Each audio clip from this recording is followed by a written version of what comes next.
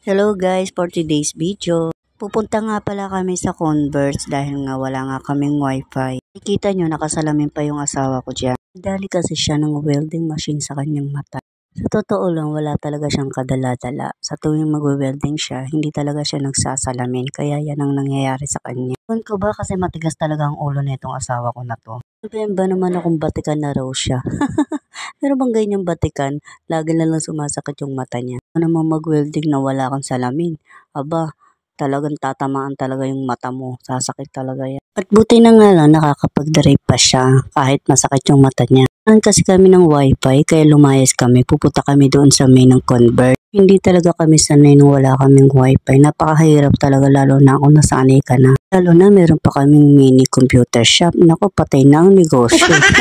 Kaya hindi kami pwede nang wala kaming wifi kasi wala kaming pambayad ng kuryente araw-araw.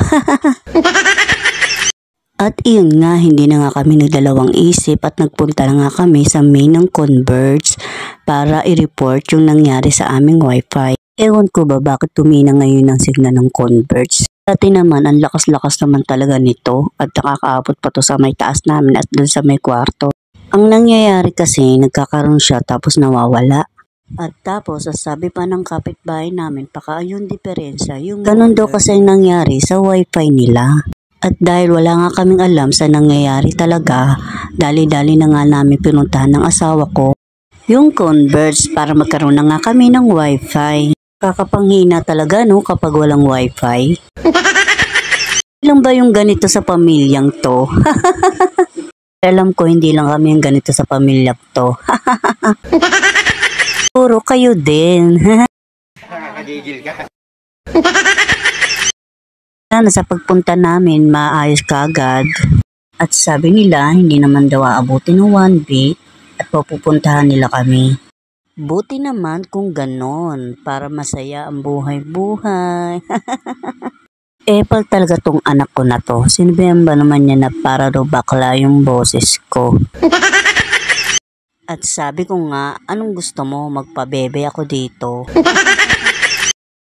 Ang hirap din pakisama ng anak ko na to, no? Tama kayo. Ako naman eh.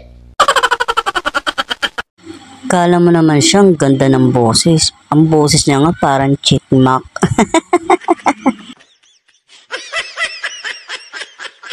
Ewan ko ba dito sa anak ko na to? Hindi ko alam kung sinusuportahan ako o ano eh. Siya kasi nagtuturo sa akin paano mag-voice over. At yun nga, ginagawa ko naman. Kaso parang ayaw niya yung boses ko. Sabi ko nga sa anak ko, anak, ikaw na lang mag-adjust, wag na ako. Sa totoo lang, nahihirapan pa talaga ako mag-voice over dahil first time ko lang talaga. Ang hirap nga rin mag-voice over lalo na kung maingay dito sa loob ng bahay mo. At lalong hindi talaga biro ang pag-e-edit at lalo na ang pag-voice over mo. Ang hirap din pala mag-content, no? Hindi pala talaga biro-biro to. Akala mo post-post ka lang. At syempre, kailangan mo rin tong paghirapan. Akala ko talaga noon madali lang, pero nung ako nang gumagawa, grabe ang hirap pala. Pilip talaga ako sa ibang mga nanay, no? Yung ang dami nilang ginagawa pero nagagawa pa nilang mag-create ng kanilang mga video. Kung titingnan mo, madali lang. Pero kung ikaw na ang gagawa, mahirap pala. Nakaka-inspire lang talaga yung mga ganyang klaseng nanay. Yung nagagawa nila lahat sa loob ng bahay, nagagawa pa nilang tulungan yung kanilang asawa. Nag-o-online seller pa sila, tapos nagme-mini vlog pa sila dito sa social media. Kaya ikaw, maswerte ka na dahil hindi lahat ng mga babae ganyan yung mindset. Kaya kapag may ganito kang asawa, pahalagahan mo na at ingatan mo siya. O siya, hanggang dito na lang mga ka-vibes. Bye!